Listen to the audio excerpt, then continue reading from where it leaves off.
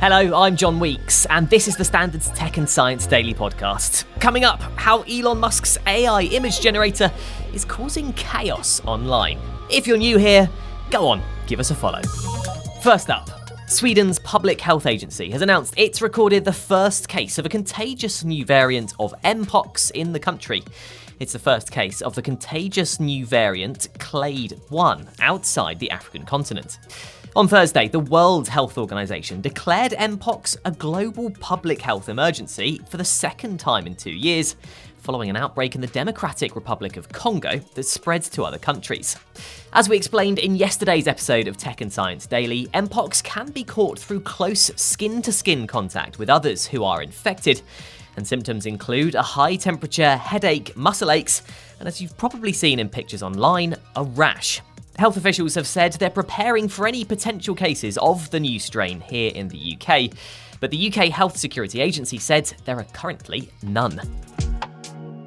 A child safety organisation in the UK has warned that there is nothing stopping child sexual abuse imagery spreading on WhatsApp. It's really been brought to light with the Hugh Edwards case that we had hitting the media a couple of weeks ago.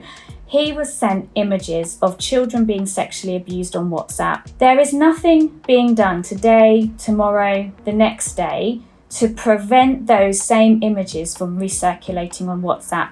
The same goes for any end-to-end encrypted messaging service. So we could also be talking about Telegram. We could also be talking about Signal. Emma Hardy is Communications Director at the Internet Watch Foundation, the UK body that finds and removes images and videos of child sexual abuse from the internet.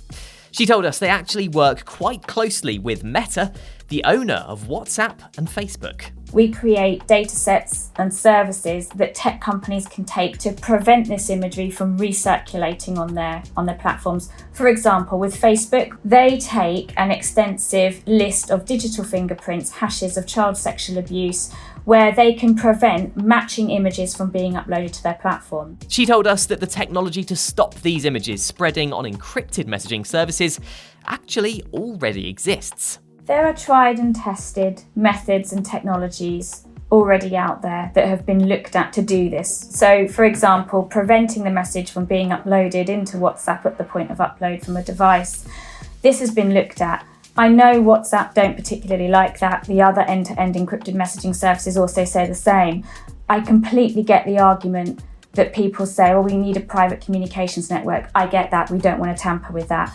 But that should not mean it's private. Those images, those horrendous images of a child's worst experience can live on forever in that platform.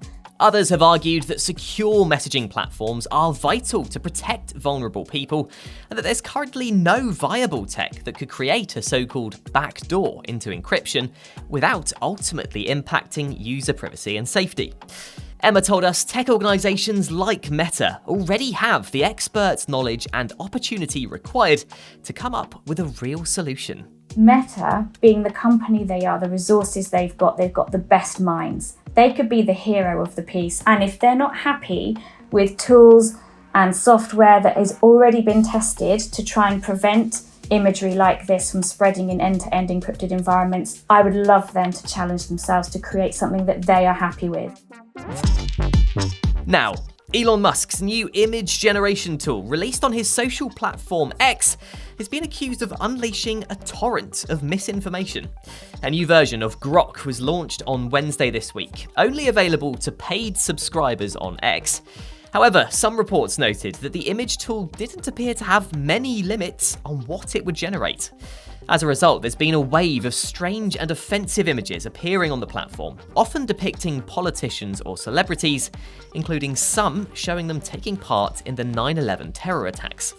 Daniel Card, fellow of BCS, the Chartered Institute for IT, said Grok may have some guardrails, but it's unleashing a torrent of misinformation, copyright chaos, and explicit deepfakes.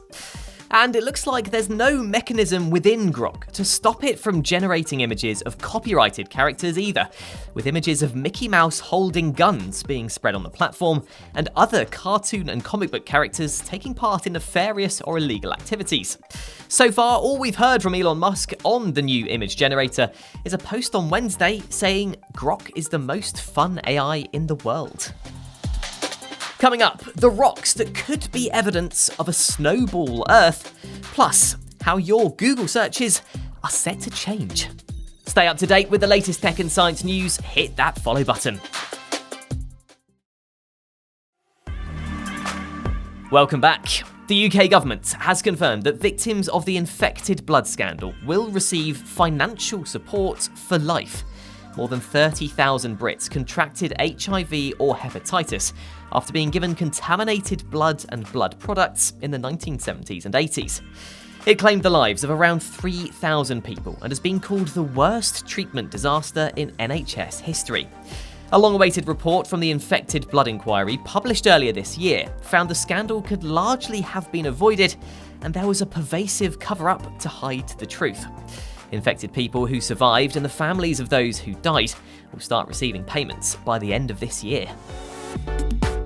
In the UK, we will soon be getting AI-powered search results through Google. Known as AI Overviews, the feature's a new way of displaying search results using AI-generated text and links based on information the search engine finds on the web.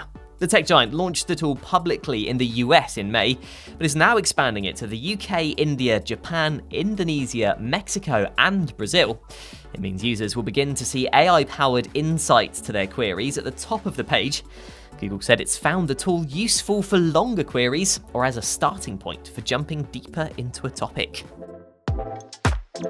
And finally, a rock formation found across Ireland and Scotland could be the world's most complete record of what's called snowball Earth. It's the concept that at a crucial moment in its history, the entire planet was covered in ice.